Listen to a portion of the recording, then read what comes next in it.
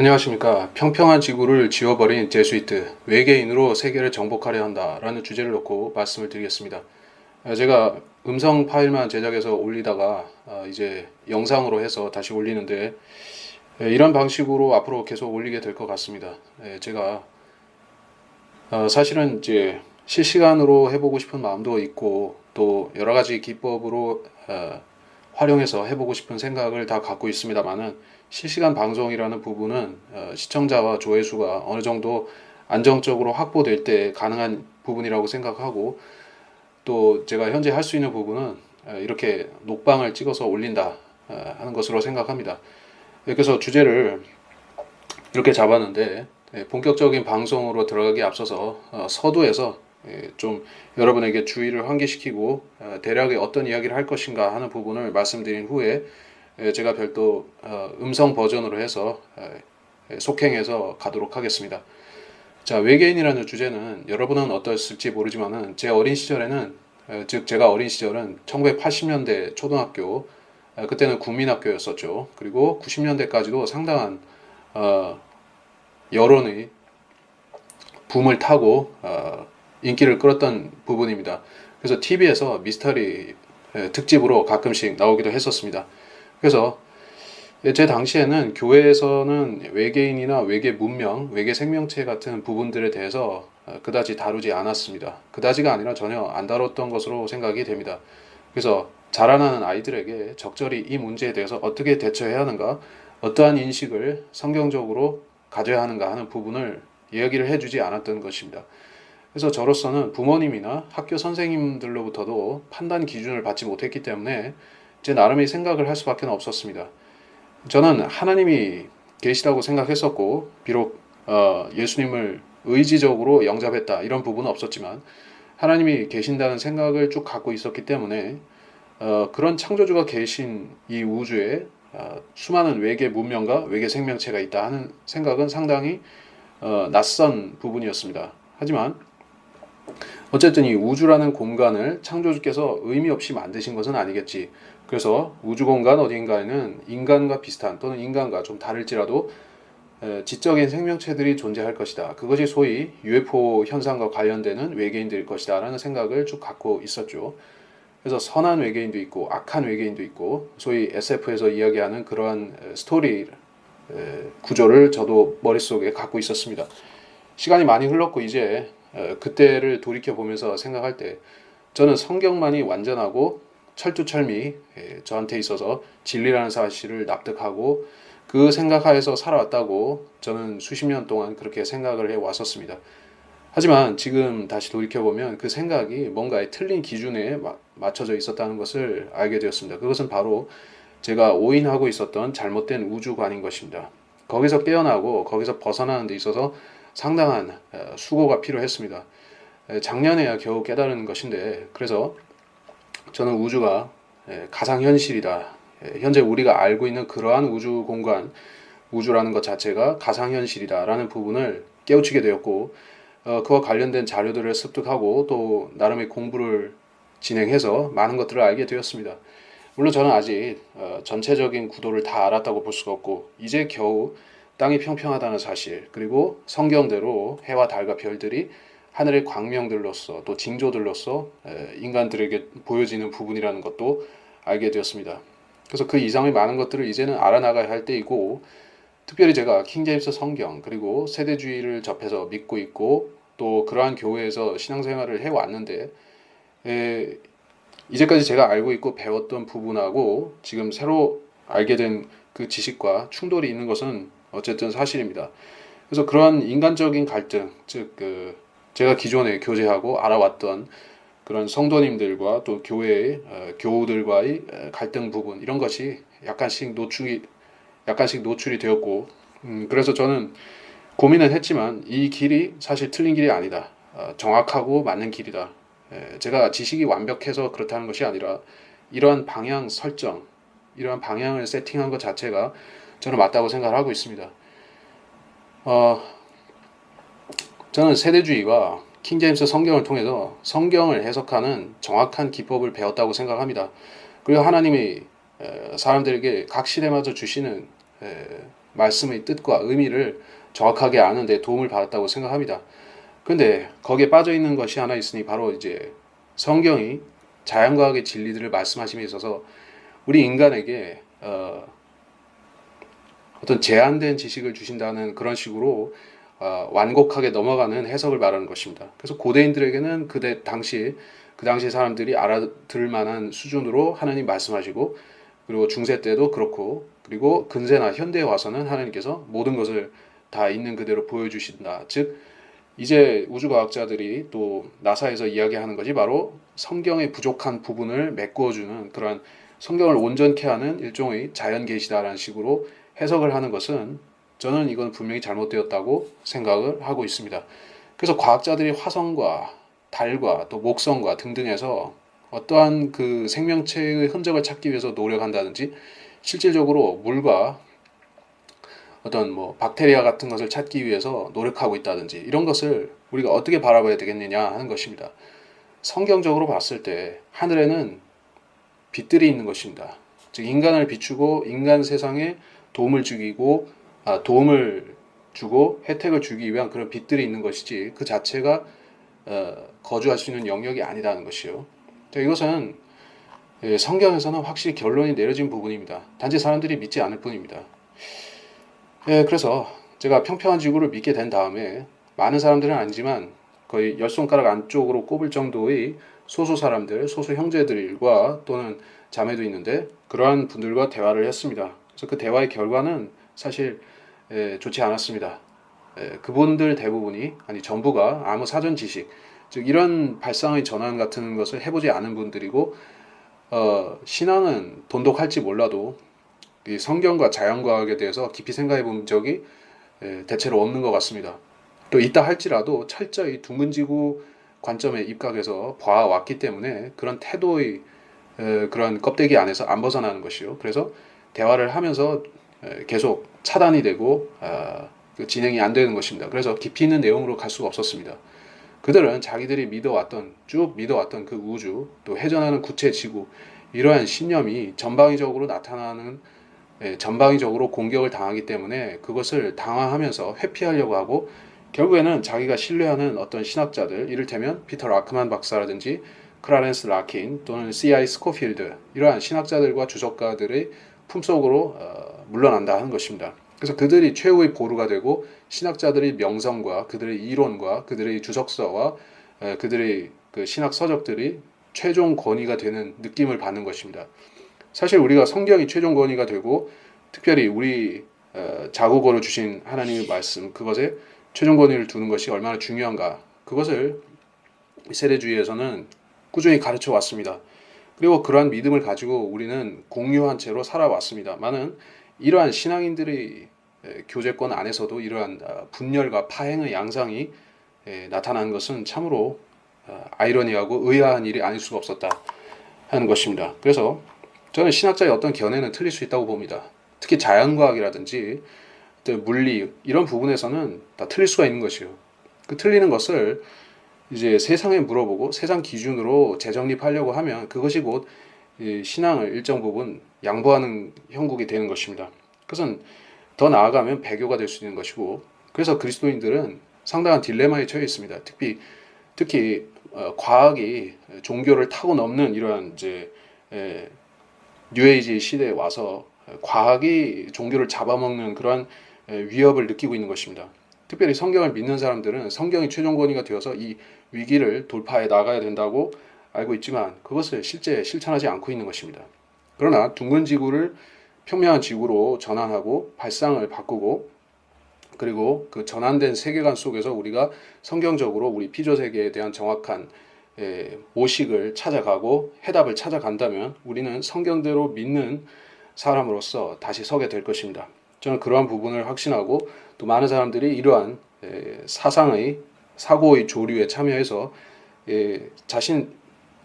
자신의 영역을 구축하고 또 믿음을 재정립하는 그런 소중하고 귀한 계기들을 각자 찾으실 수 있기를 바랍니다. 제가 이제 서두의 말이 참 길었고, 하지만 이제 요약해서 정하자면 이렇습니다. UFO와 외계인의 형상은 이제 비밀 정부와 비밀 결사들, 그리고 특별히 제수이트, 예수회라고 불리는 이 사상 초유의 비밀결사 집단이 자행하고 있는 세상과 세상 정부들을 통합하기 위한 작업입니다. 그리고 그것은 수세기 동안, 즉 1500년대부터 진행이 되어 왔었지만 특별히 마지막 때에 가까운 21세기의 현재 가속화되면서 전 인류에게 프로파간다를 던지고 있는 것입니다. 우리 여기서 어떻게 벗어날 수 있을 것인가? 이것을 모면할 수 있을 것인가? 우리의 믿음을 어떻게 지켜나갈 것인가? 이것은 고민하지 않고서는 도저히 답이 나오지 않습니다. 대부분의 성경대로 믿는 사람들, 소위 킹제임스 성경을 믿고 따른다고 하는 바이블 빌리버들은 이 부분에 대해서 고민이 없습니다. 그들은 주석가들에 의존해서 묻어가려고 합니다. 하지만 스스로 고민하지 않고 자기에 대한 문제의식을 느끼지 않고 자기 노선을 점검하려 하지 않고 이 위기를 절대 벗어날 수 없습니다. 그래서 여러분이 이러한 약간의 고뇌를 해보면서 이런 영상을 제가 이후에 진행하는 것을 보시면 되겠습니다. 여기서 마칩니다. 이 시대의 크리스천들을 넘어뜨리는 사탄의 문화적인 미혹은 주로 이렇게 다가옵니다. 첫 번째, 그들은 창조를 진화로 바꿨습니다. 두 번째, 그들은 하늘을 무한한 우주로 바꿨습니다. 세 번째, 그들은 마귀들을 외계인들로 바꾸었습니다. 네 번째, 그들은 과학을 신적인 존재로 격상시켰습니다. 이 중에 가장 큰 속임수는 이러한 방법을 통해서 하나님의 존재 자체를 가리워버리고자 한 그들의 의도가 적중했다는 것입니다. 사탄이 발휘하는 또 하나의 속임수는 자기 존재를 철저히 감추어버리고 사탄이 존재하지 않는다고 인간들이 믿게끔 만든 것입니다. 하나님을 믿지 않는 사람들에게 있어서 이 외계인이라는 아이디어는 굉장히 이상적이고 환상적인 이미지로 여겨질 것입니다. 또 그들은 기꺼이 이 개념을 받아들이려 합니다. AD 500년에서 1500년 사이에 약 1000년 기간 동안 문명화된 세계의 대부분이 로마 제국의 통제나 간접적인 영향권 하에 있었습니다. 그것은 정치 군사적인 로마가 아니라 종교화된 로마였습니다. 로마 제국은 정치적인 제국이었다가 종교적 제국으로 형태를 바꾸었고 그들은 그리스도교의 믿음을 모방한 또 다른 종교를 만들었습니다. 그들은 이집트, 그리스, 또 바벨론의 고대 신앙들을 가져와서 기독교와 혼합시켰습니다. 그들은 예수 그리스도로부터 분리되어서 성경에 기록된 기독교 신앙이 각 개인이 예수 그리스도와 관계 형성을 통해서 구원받는 그런 자율적인 형태임에도 불구하고 그것을 거부해버린 것입니다. 새로운 종교적 로마는 자신이 그리스도와 신자 사이의 가교, 즉 연결고리 역할을 한다고 자처를 했습니다. 또 죄인이 구원을 받고자 할 때 로마의 사제, 주교, 추기경 등에게 의존해야 한다고 가르치는 것입니다. 이것은 최악의 영적인 노예 제도를 만든 것인데 거짓 정보를 줘서 사람을 노예화시키는 것만큼 나쁜 짓이 없습니다. 이때 성경대로 믿는 신실한 그리스도인들, 이를테면 알프스에 있었던 왈덴시안이나 알비겐스들, 또 프라하의 제롬, 존 위클리프와 그를 따른 롤라드들, 그리고 보헤미아의 얀 후스 같은 사람들이 로마가 제정한 이러한 규칙을 거부했습니다. 그들은 바티칸이 세운 교리, 곧 로마를 신뢰해야 구원을 받을 수 있다는 가르침이 성경에 모순된다고 증언했습니다. 그러자 교황권은 어떻게 대처했는가? 일반인들이 성경을 보지 못하게끔 성경을 금서 목록에 넣었습니다. 또 사제들은 제롬의 라틴 벌게이트, 즉 변개된 성경만을 볼 수 있게 했습니다. 존 위클리프라는 개혁자는 각고의 노력 끝에 라틴 벌게이트를 자기 백성의 언어인 영어로 번역하는 데 성공을 했습니다. 영어 성경은 매우 조심스럽고 은밀하게 필사되어서 위클리프의 추종자들, 그의 제자들에 의해서 전파되었습니다. 그들은 번역 성경을 들고 나가서 사람들에게 설교하고 가르쳤습니다. 로마 당국은 위클리프 제자들에게 롤라드라는 딱지를 붙인 다음 체포해서 그들의 목에 성경을 묶고 산채로 불을 질렀습니다.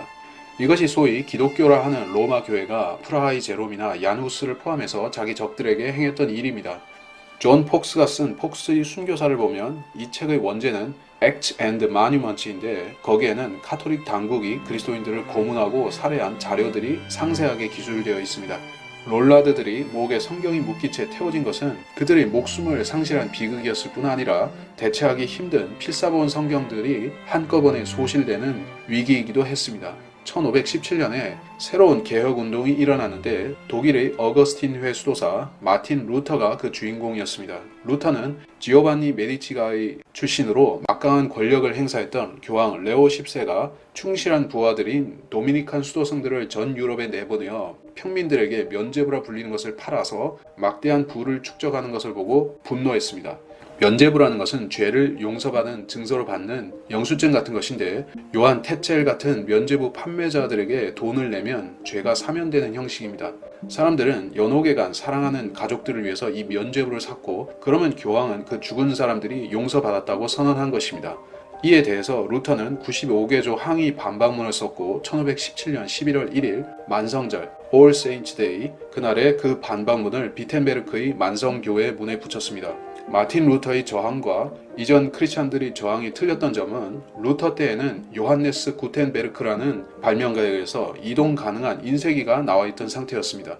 그래서 95개조 반박문은 번역이 된 직후 구텐베르크의 인쇄기로 인쇄가 되어서 전 유럽으로 퍼져나간 것입니다. 그리고 마틴 루터는 바티칸의 제거 명단 1순위로 올라갔는데, 그는 후원자인 작센의 선제후 프리드리히에게 소환되어 마르트부르크 성에 수개월 감금되었습니다. 그것은 루터를 바티칸 암살자들로부터 보호하기 위한 조치였습니다. 그 기간 중에 루터는 독일 평민 언어로 성경을 번역했고, 그 일이 루터의 사역 중에서 가장 가치 있고 중요한 일이 되었습니다. 그는 신약을 먼저 번역하고 구약을 다음에 번역했는데, 이제 구텐베르크의 인쇄기는 막대한 양의 번역 성경들을 처리할 수 있게끔 되었고, 종교 재판의 불길들로서는 그 성경 인쇄본을 막을 수 없게 되었습니다. 역시 로마 카톨릭 신부였던 윌리엄 틴데일은 다른 용감한 크리스찬들처럼 모국어 성경을 번역하기 시작했습니다. 위클리프처럼 틴데일은 영어를 모국어로 쓰는 사람이었고, 그는 로마 당국에 붙잡혀 유죄 판결을 받고 화형당했습니다. 그러나 로마 당국에게는 문제가 하나 있었는데, 이제 성경 번역자들과 번역 성경들이 우후죽순격으로 여기저기서 나타나기 때문에 그 책들을 모아서 불태우는 것만으로 대응하기가 힘들었습니다. 그래서 그들은 새로운 책략을 세웠는데, 토마스 울지 추기경이 말한 바 배움에는 배움으로 대처한다는 것입니다. 그것은 사람들이 성경을 불신하게 만드는 계책인데, 성경을 믿지 않게 된 사람들이 로마 교회로 되돌아오게 만들자는 발상입니다. 그래서 사람들은 성경 대신 로마 교회를 다시 자신들의 혼과 몸에 대한 최종 권위로서 받아들이고 순응하게 되는 것입니다. 교육에는 교육으로 대응한다는 이 전술을 통해서 로마는 문자 그대로 현실을 재창조하는 방법을 썼습니다. 그들은 가짜 현실의 매트릭스를 만들어서 사람들이 그 안에서 돌아다니게 만든 것입니다. 그것이 오늘날 우리가 경험하고 있는 그러한 세계관입니다. 수천 년 동안 인류는 지구가 평평하고 움직이지 않는 기반 위에 세워져 있다고 알고 있었습니다.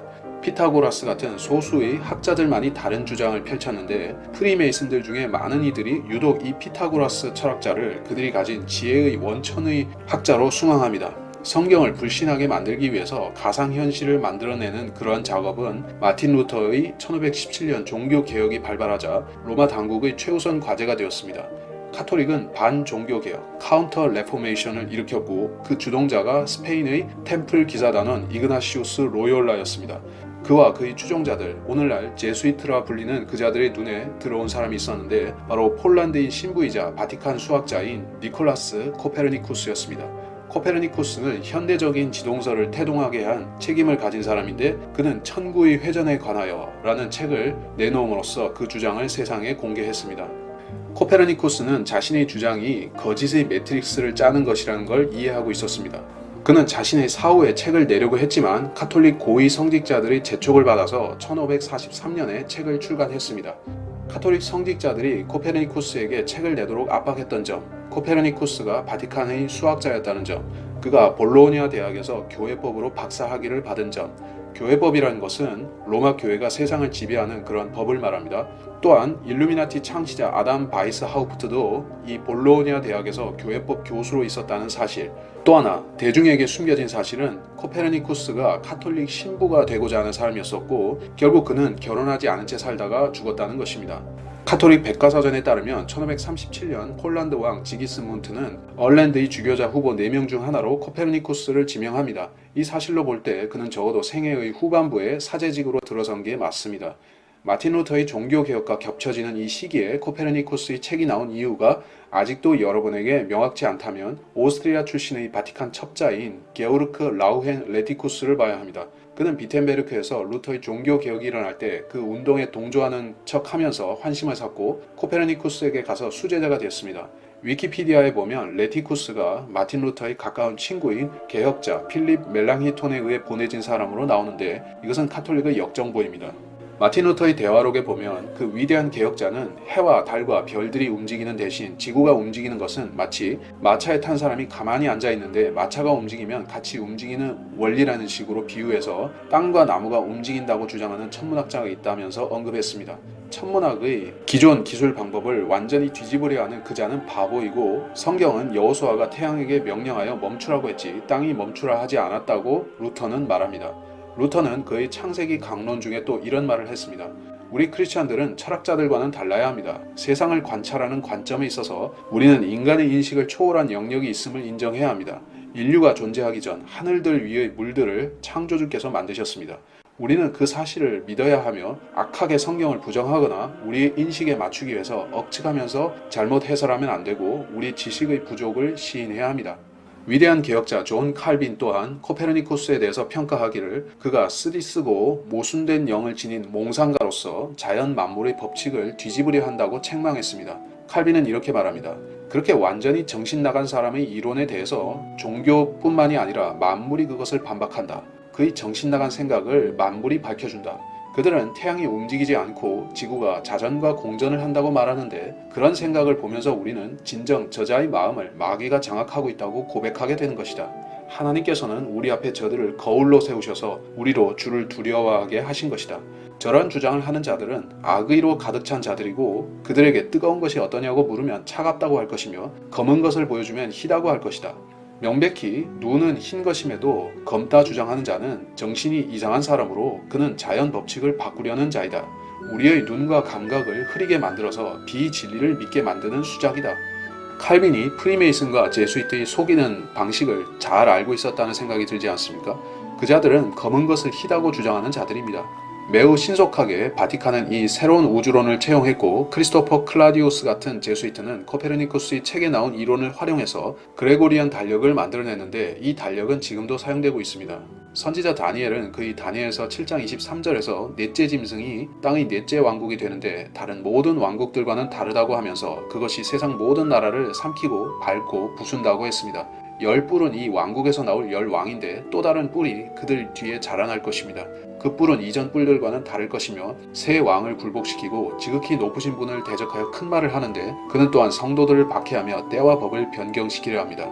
성도들은 그의 손에 넘겨져 한 때와 두 때와 반대를 보낼 것입니다.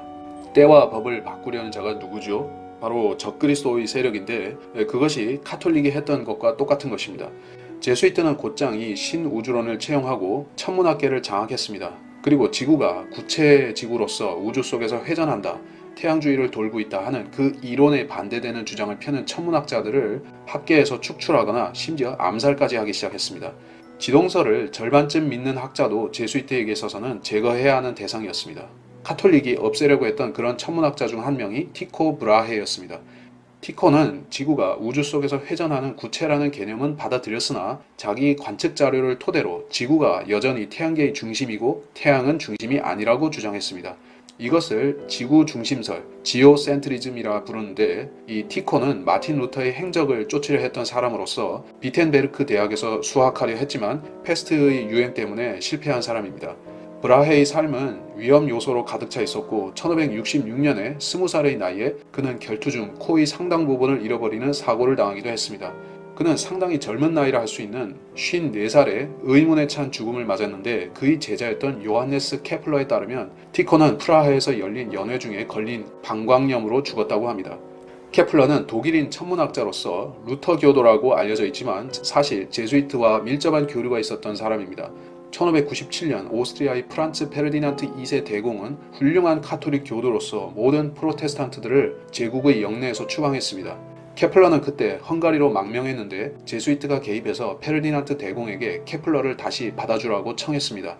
케플러는 제수이트 단원인 삼촌과 독일 바일데어슈타트에서 한 지붕 안에 살면서 성장을 했습니다. 티코 브라헤의 죽음 이후 신속하게 신성 로마 제국의 루돌프 2세 황제가 케플러로 하여금 제국의 수학자 자리에 들어서게 했습니다.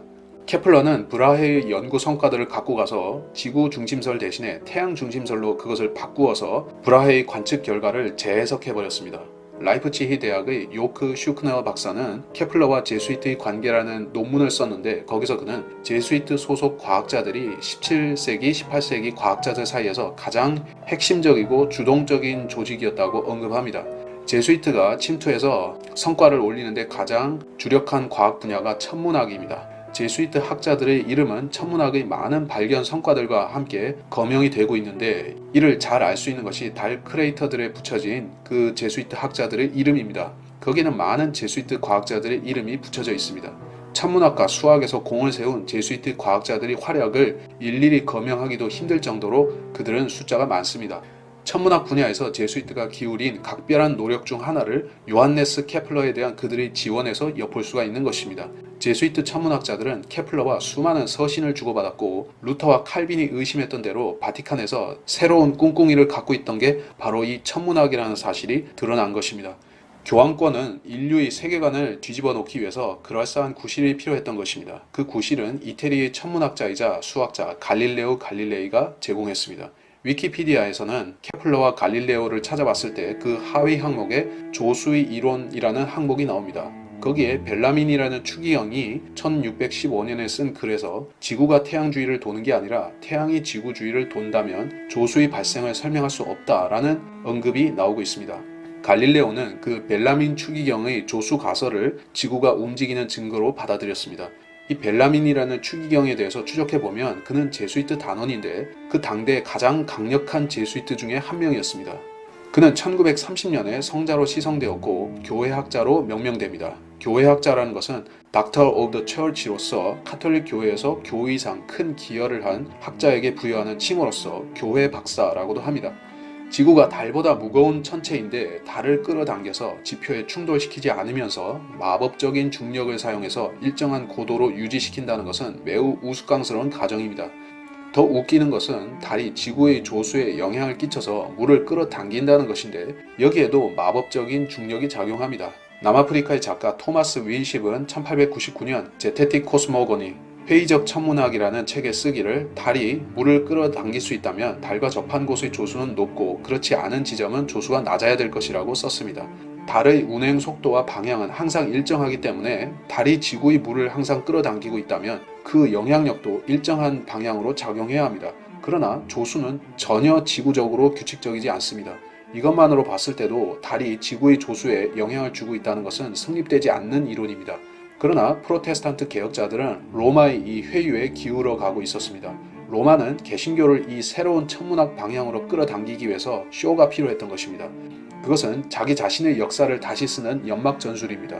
카톨릭은 코페르니쿠스, 케플러, 갈릴레오 같은 자기 첩자들을 사용해서 천문학 역사를 다시 쓰고 있었는데 그러다 갑자기 교황권이 평평지구의 수호자로 입장을 잠깐 바꿉니다. 그들이 불쌍한 갈릴레오에게 무슨 짓을 했는지 한번 봅시다. 갑자기 갈릴레오가 평평한 지구를 믿는 카톨릭 성직자들에게 걸려서 이단죄로 호되게 곤욕을 치르는 모습을 연출한 것입니다. 제수이트 추기경 로버트 벨라미는 이 불의에 당당히 맞서서 교회를 질타하고 지동설 구체 이론을 갈릴레오의 입장에서 수호했다는 그림을 만든 것입니다. 갈릴레오 갈릴레이에게 실제 무슨 일이 일어났습니까? 그는 생애 말년의 몇 년 동안에 가택연금을 당하는 정도의 미미한 처벌을 받았습니다. 여러분은 갈릴레오가 진짜 종교재판의 신문을 받았다는 이야기를 들어봤습니까? 당시 종교재판이 어떻게 이루어졌는지 여러분은 모르실 것입니다.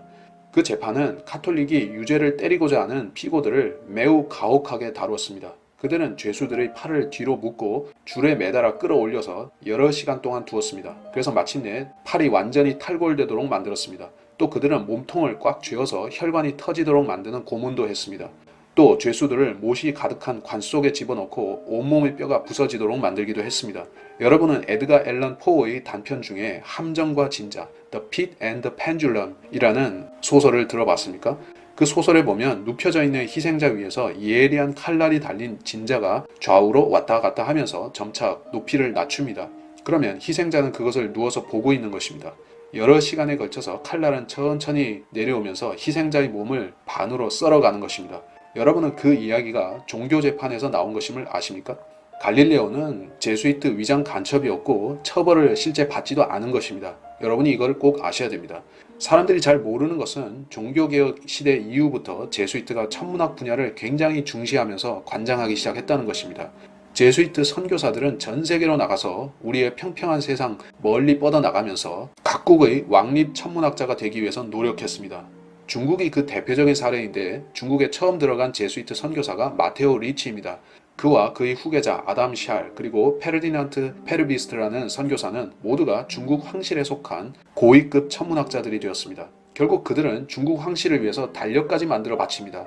오늘날 제수이트는 이탈리아와 미국의 독자적인 천문대를 갖고 있고 미국 정부 내의 뿌락치들을 통해서 아파치족이 성스럽게 여기는 땅인 아리조나의 그레이엄산을 도둑질해서 천문대를 거기 지었습니다. 바티칸은 외계로 가고 싶은 것일까요? 아니면 또 다른 차원 이동 같은 수작을 부리는 것일까요?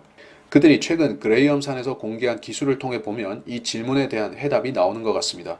그들은 거기에 거대한 근적외선 망원경을 포함해서 은하계 바깥의 연구까지 할 수 있는 각종 시설들을 지었고 그것을 루시퍼 천문대라고 이름 붙였습니다.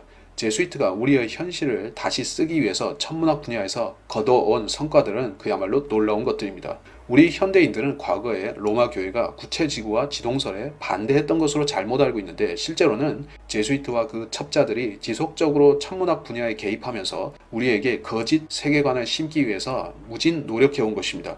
그들은 인류라는 존재가 우주적인 사고, 코스믹 액시던트로 발생했다는 그러한 사상을 퍼뜨리기 시작했고 그것은 완전히 성경과 배치되는 것입니다. 제수이트에서 훈련받은 벨기에 신부 조지 르메트르가 소위 빅뱅 이론의 아이디어를 내놓은 사람입니다.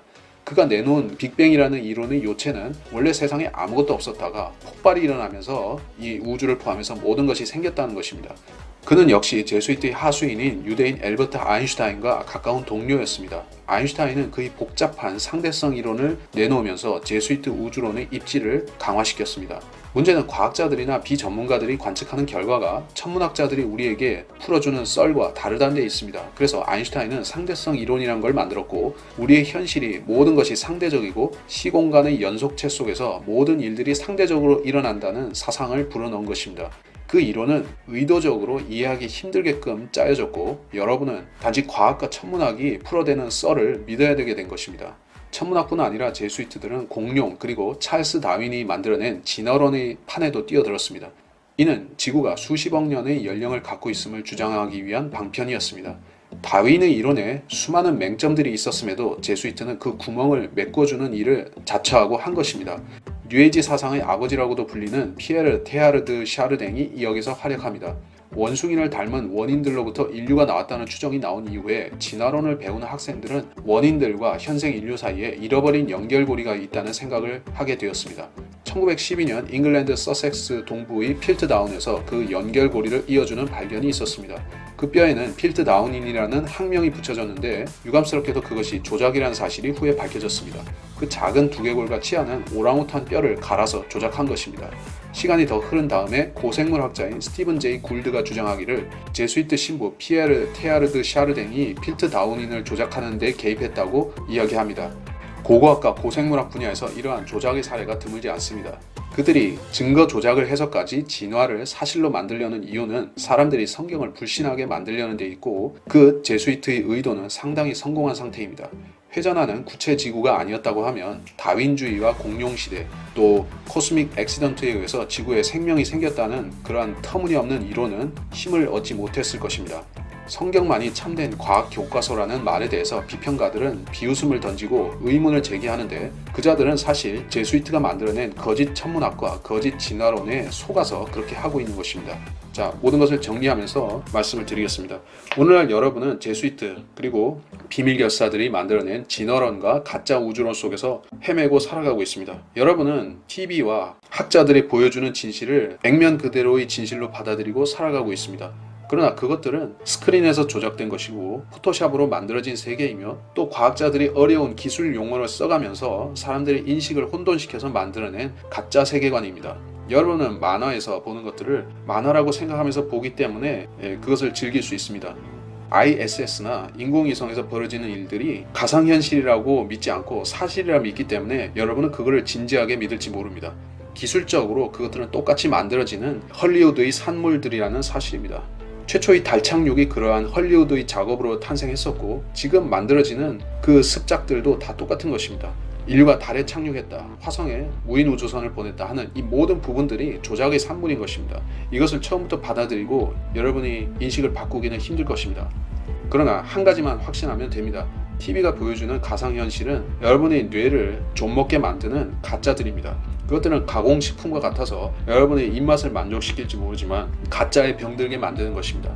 가짜뉴스를 사람들이 걸러내자고 말하지만 사실 이 세상을 속여온 가장 거대한 가짜뉴스는 달 착륙과 지구가 둥글다고 주장하는 그러한 기존 과학인 것입니다. 이 점을 강조드리면서 이 시간 마치겠습니다.